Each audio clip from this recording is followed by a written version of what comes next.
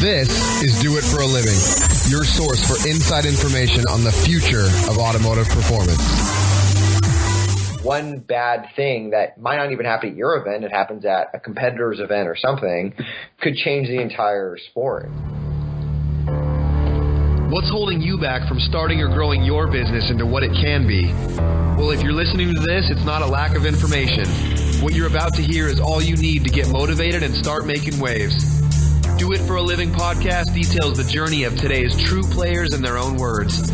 Find out how they broke out so you can too. The time is now. The time is always now.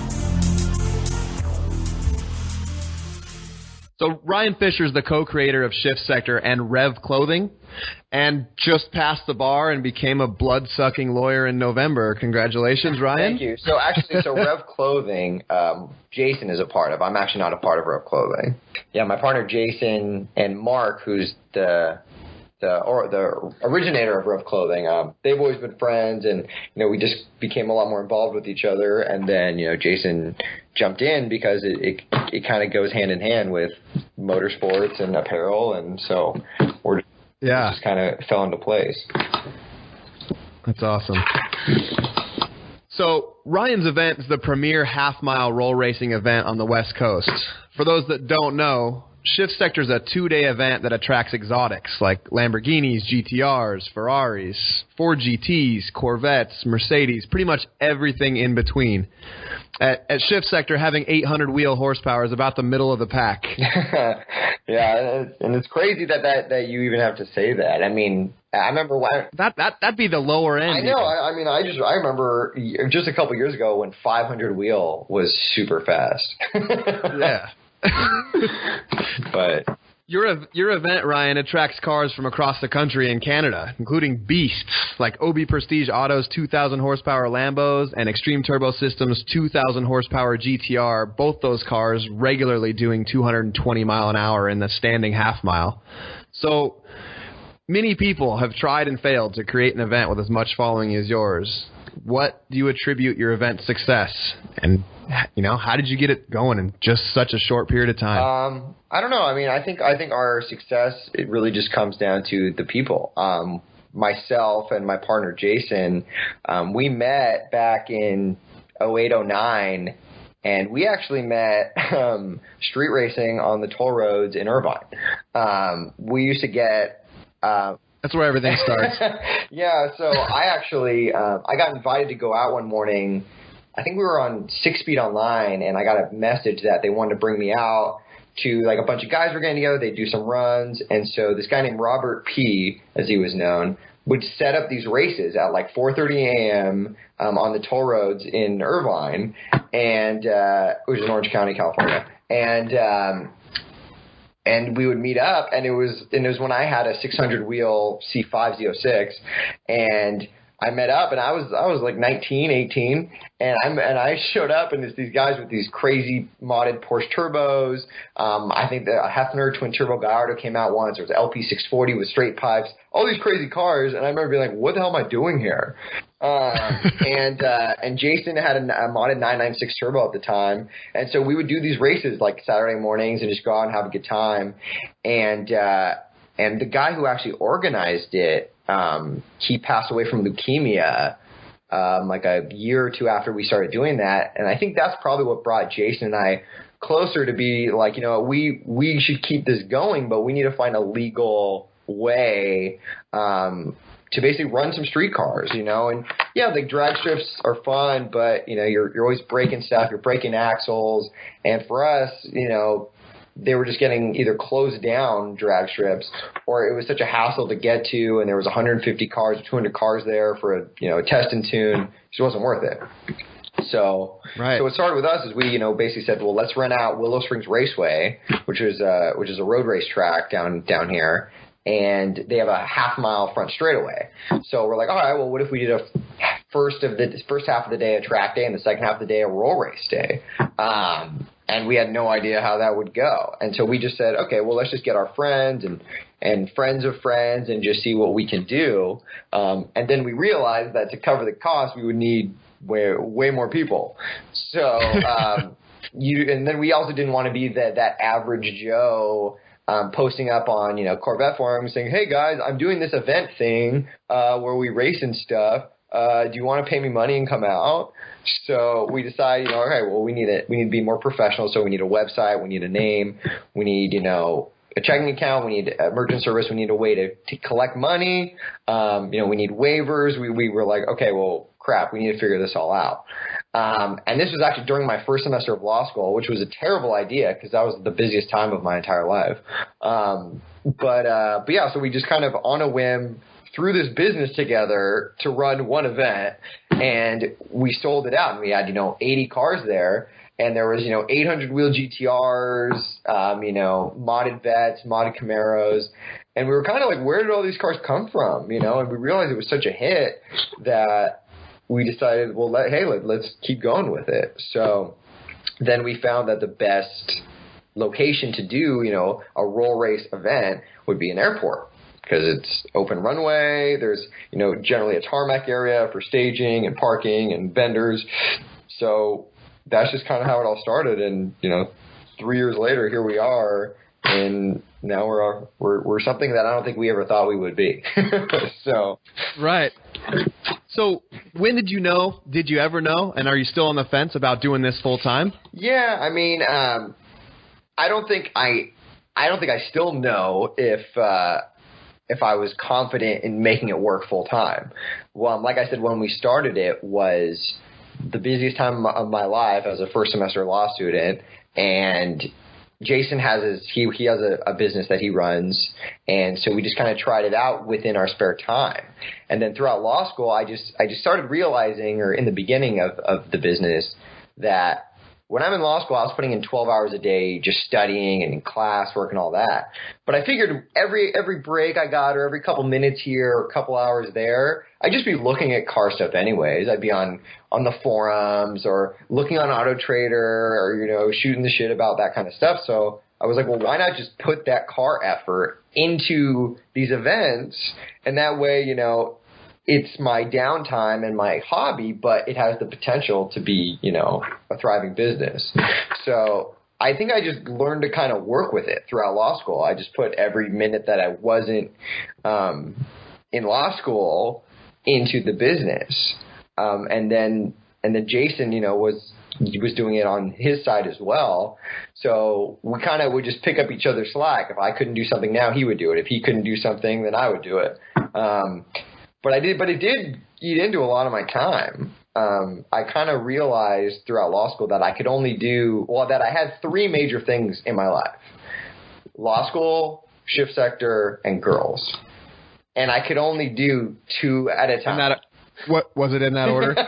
Well, basically, yeah, because I could only do based on the time I had, I could only do two. So 90% of the time was Shift-S3ctor during the day. Law school during the day and Shift-S3ctor at any minute I had, or on the weekends. And then whenever I had I'd be on breaks or summer or whatever from law school, that's when I dip into the girl pool a little bit and try to get my fix for that before going back into hibernation in attorney race car mode. So you guys are obviously both ass kickers. You guys are making stuff happen, taking it to another level. What was your single biggest hurdle? Single biggest hurdle, in the beginning, it really moved pretty quick. And we were kind of lucky with just how it worked. We've had definitely a lot of hurdles in doing what we were going to do. But I would say one of our biggest hurdles was our first ever airship attack event. We were going to do it at an airport that they film a lot of things at. It's out in the middle of Death Valley. And we went out there to check it out. We met with the airport manager. We knew nothing about FAA regulations or what we needed to do, but they were like, hey, we film stuff here all the time, no problem. So we were like, all right, we picked a date. We started promoting the event. People started signing up, sending us their money. And then a couple weeks into it, the airport emailed us and said, hey, we can't do this anymore. The FAA is all up our back about it. Sorry. But here's another airport that might be able to do it, but we don't know. So we're like, all right, well, awesome. So we're either going to have to give everyone's money back or just fake it till you make it and just hope this other place works out and it can happen. So the other place was called Trona Airport, and it was in the middle of nowhere. When you think middle of nowhere, this was the middle of nowhere. This was like 3 hours from civilization, and it was abandoned gas stations, abandoned motels. Like, it was creepy. There was like a salt mine or something. It was very bizarre. And we're driving there in like Jason's wife's like Porsche Cayenne Turbo, and we're like, we should not be here right now. This is a terrible idea. And we get to the airport. It's just like middle of nowhere airport. And the airport manager owner walks out of a trailer and he's like, yeah, let's do it. We're good. And we're like, okay. So we said, screw it, and we'll make it happen. And then we got everyone there and we made it happen. But we really kind of were on pins and needles about some stuff, because we're halfway through. We're like, by the way, we're not at this airport anymore. We're at this airport. And we were trying to sell it like, hey, we decided to do it at this airport. This is way better. And how'd that go? One, no one else knew any better. We were the only ones who'd seen both airports. And in the end of the day, it was actually a blessing in disguise, because the first airport, based on the caliber of cars that came, the runway probably wouldn't have been long enough to stop the cars that end up coming. That first event, that Trona event, we saw about 85 cars, and I think the two cars that won that event was a Switzer E900 GTR, and like second place was a 900 wheel Porsche Turbo, and that was just a crazy event. And that was just grassroots. It was literally just 2 cones on the runway, and whoever finished first was it. There was no timing, there was no trophy classes. It was just kind of, this was it. And then it just kind of skyrocketed from there. But that was definitely probably our biggest hurdle, because what we thought we created with like, oh, cool, airport event, we got it. And then they're like, actually, no, you don't got it. So we don't know if we're going to make this happen. And then we did. So right. That was pretty crazy. So in business, you always have to overcome all kinds of hurdles. Things are coming out of left field all the time. So explain to us the worst experience that you've had in business. Was there a time that you were really worried, is this going to go somewhere or not? Yeah, take us to that situation. I would say we had another instance where we thought, I don't know if we'd be able to do this anymore. That was one of our first airstrip attacks in Coalinga. So we had the one airstrip attack in middle of nowhere Trona, and then when we saw the growth of it, I was like, all right, we need to find a better location that's a better runway, better conditions, just overall better place. And that's what we found with Coalinga. And I think it was maybe our second event there. And they were still kind of learning what we were doing. And, they in some aspects, they knew exactly what we were doing, but, no one's really done this before, so they didn't know what to expect. And one of the events, we weren't obviously allowed to have alcohol on the property. That was a rule set by the city, no alcohol on the premises, and that's fine. We totally agree. About halfway through Sunday, like the trophy competition, a city official came up to us and found one beer can in a trash can. And they were like, do you guys see this? And I was like, yeah, I see it. It's a beer can. And they're like, we said no alcohol. You guys are done. You're never coming back. I'm sorry. That's it. And we were like, wait, what? There's almost 1,000 people here. You're telling me this over one beer can? And they were like, yep, that's it. Sorry. And so we talked them into just letting us finish the day. But at the end of the day, we're like, oh, crap. Okay, we're not going to be able to come back, because this city official is going to report to the city manager and the mayor and tell them, hey, these guys brought alcohol in the event. It was a terrible event, and we can't let them back. And so So how'd you overcome that? So what we did was we basically talked to everybody that was a local resident or even somewhat of a local resident at the event. We gave them the city's email address, and we just said, send them emails, tell them how great of a time you had. And the other thing is we employ a lot of city resources. We use the city's fire, police, security, tow trucks. That's so badass. That's how you do it. Well, then we realized, so then they said they would pass it along. But we said that's not going to be enough, so we just went above their head, and we just called the mayor and the city manager that Monday morning to be like, hey, we had a great event. We just wanted to let you know, like a beer can or two was found, but very small. We'll figure that out for the next time. But overall, it was amazing. And so, like, okay, great. And then so we had a conference call and the city official was on it. And the city official said, well, we found alcohol on the premises. And the mayor was like, yeah, it was one beer can. Don't worry about it. We'll figure it out for next time. And so, crisis averted. But if we would have just sat back, and just let it happen, then that city official probably would have painted a pretty bad picture and we probably wouldn't be able to come back. And then it'd be back to square one. So, and then even ironically, the next event, the city sponsored a beer garden. So now we serve alcohol at the event. So because we basically said, hey, we can't prevent every single person from bringing it in. So why don't we sell it and we regulate it and the city can have the money for it. And they were like, that's a great idea. So, there you go.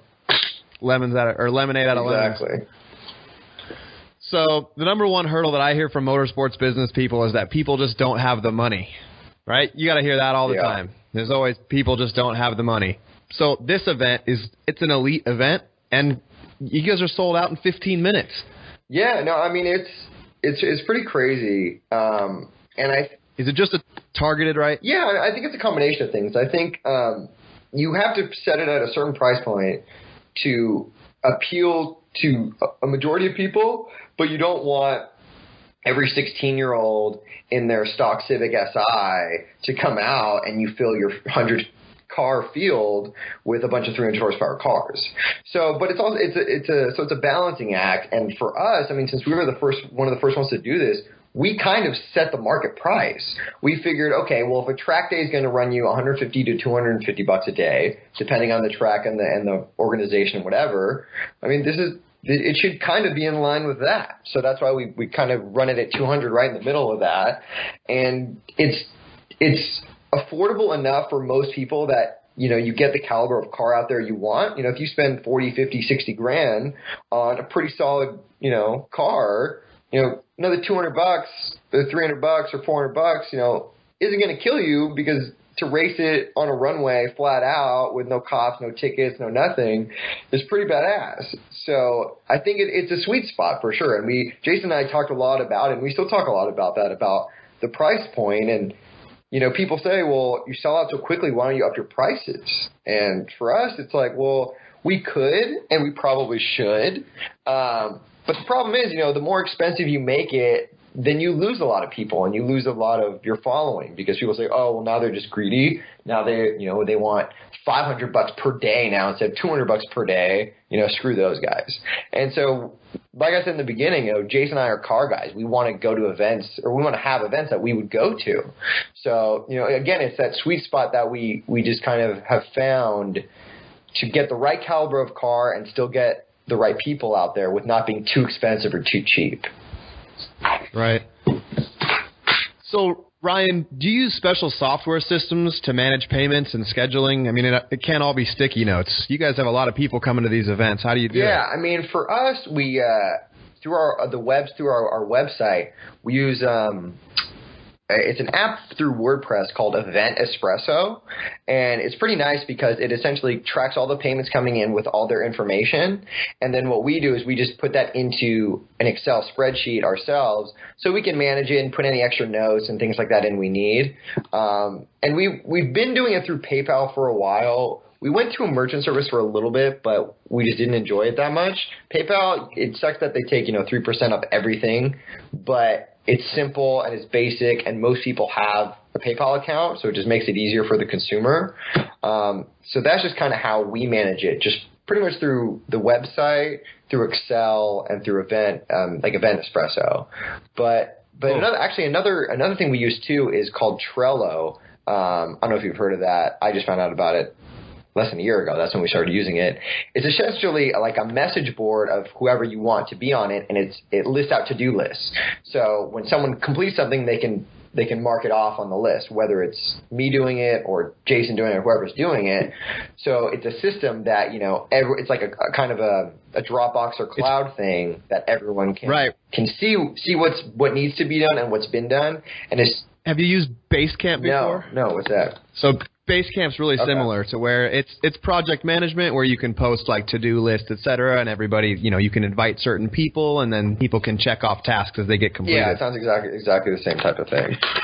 Cool. And you guys are using that now? Yeah, that's what we've started to kind of implement, and it's been pretty good so far. So, especially as you guys are doing more and more events, throughout the year. Exactly. Yeah.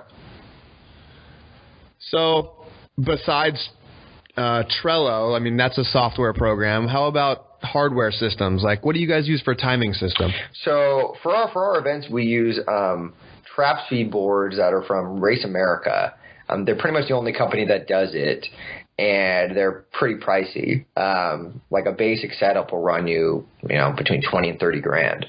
And yeah, It's pretty crazy. And the worst part about it too is a lot of the times it doesn't work perfectly. Well, it never works perfectly, but like there's often times where a battery will just stop charging and we need to spend $500 on a new battery, and like the night before the event, things like that. So, it's kind of, you don't really have a choice, and it's what all the other organizations are using too, because it's pretty much the only company out there. If someone wanted to make some real money, they could probably, make another solution to that.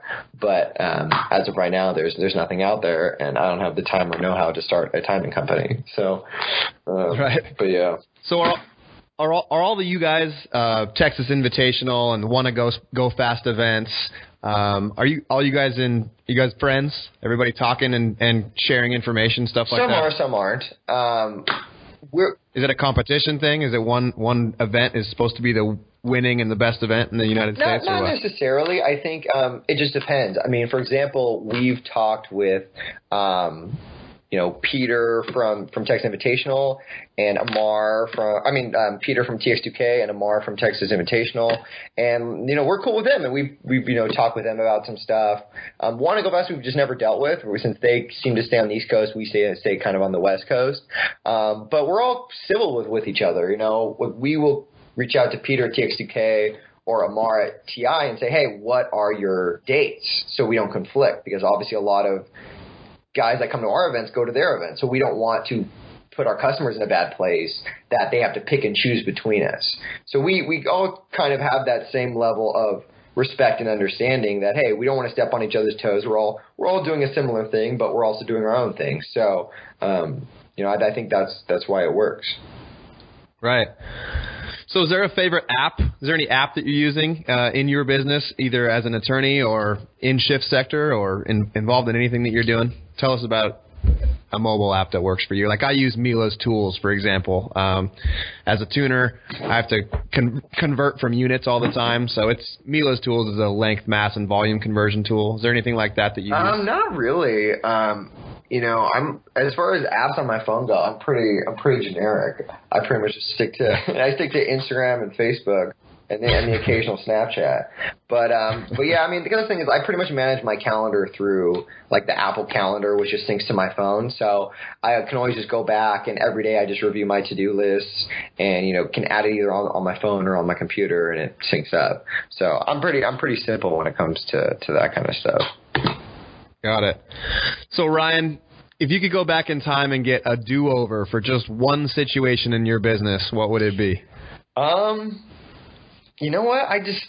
I don't think there really is one. I mean, I feel for every decision or every event or everything that's happened, good or bad, we've learned from it, and we've been fortunate enough to not have anything catastrophic ever happen to us personally or our business. Yeah, there's always bumps in the road or hiccups, or unwanted competition or whatever, but it pushes you to make a better event. I mean, for example, that's a badass answer. Yeah, I mean, it does, because we know how it is, and especially with a business that we just kind of went out on a limb and tried. To be where it is today, we're just very grateful. So, we haven't had any major hiccups that really made us, reevaluate, what we've done. We just always push forward and just learn from what we've done. So. Nice. So to end this conversation, what's the future of automotive performance events to you? I mean, is half-mile racing the future? Because I was talking to a guy at PRI, for example, older guy who's never heard of half-mile roll racing. I was telling him about Shift-S3ctor and kind of the atmosphere and what it's all about, and he was fired up. Like, it was the owner of Swain Tech Coatings, and he was really fired up to go find out about it. So I gave him the link to the website and everything, and I feel like the biggest hurdle is just creating more awareness. Absolutely, and I definitely think the half-mile standard that, you know, we were one of the pioneers to kind of create is the next thing, because, you know, these cars are so fast now, and street cars, and these are street-driven cars that are just so fast that a lot of them don't want to do standing mile events. You know, like they're doing 200, 210, 220 and a half mile. They're like, hey, I don't want to go 260, 270. I have no interest in doing that. Like, and we've talked with guys that are like, would you want to do a mile event? They're like, honestly, no. We're already going fast enough. We don't need to go any faster. So there's that, and I don't know. Like with drag strips too, you know, our concern is you know, braking stuff. You know, like, yes, fully prepped tracks are obviously going to be better for full blown, you know, drag cars and things that are set up for that. But the beauty of, you know, these half mile events is it's almost, you know, like a street scenario. So how your car runs on the street is how it's going to run essentially on a tarmac. So I just think it's more realistic to be a benchmark of how you can test your car, as opposed to, you know, yeah, well, you know, my car should do 850s in the quarter mile, but you know it's really going to do an 11 because, you know, it's just not that simple to just run an 8-second quarter mile. Lots of those out there. Exactly, you know. So yeah, I just think the half mile is kind of the perfect medium, both from a length perspective, a speed perspective, and just from a breakage standpoint. You know, we rarely see stuff snapping or breaking. Most people just blow their motor, if anything. So, you know, but that's on the street or on a track or anywhere. So. Gotcha. So, Ryan, what's the future for Shift-S3ctor and Ryan Fisher? Well, for Shift-S3ctor, we have our upcoming April event in Coalinga. So that'll be Airship Attack in California. Then in June, end of June, we have our Pikes Peak Airship Attack in Colorado Springs, which is the weekend of Pikes Peak hill climb. We have another Airship Attack in California in October, like we normally do, or sometime around there. And then we're actually working on 2 other states right now that talk is in the pipeline. And one of those states will make you guys in the Pacific Northwest pretty damn happy. So looking forward to that. Yeah, so we'll know more about that probably in a couple weeks. But things are moving. So nice. Yeah. So how do we connect with you and your company? So you can go to www.shift-S3ctor.com or facebook.com/Shift-S3ctor. Instagram. How do you spell Shift-S3ctor? It's Shift-S3ctor. So it's Shift-S3ctor, but the E is a 3. And the reason for that was because we used to do 3 types of events. We did road course, drag, and drift. And now we've just kind of focused more on the drag roll racing events. But 3 is still kind of cool, so we leave it. Nice. But... Well, hey, man, I really appreciate you having you on the show and learning more about the events. You know, we always start and end our season, or I guess I can't say always, but last year we started and ended our season with your events, and it's perfect timing for us. Like, really look forward to the spring event. We got some cars under the knife right now. Really looking forward to beating the shit out of them at your event. That's awesome, man. We're stoked.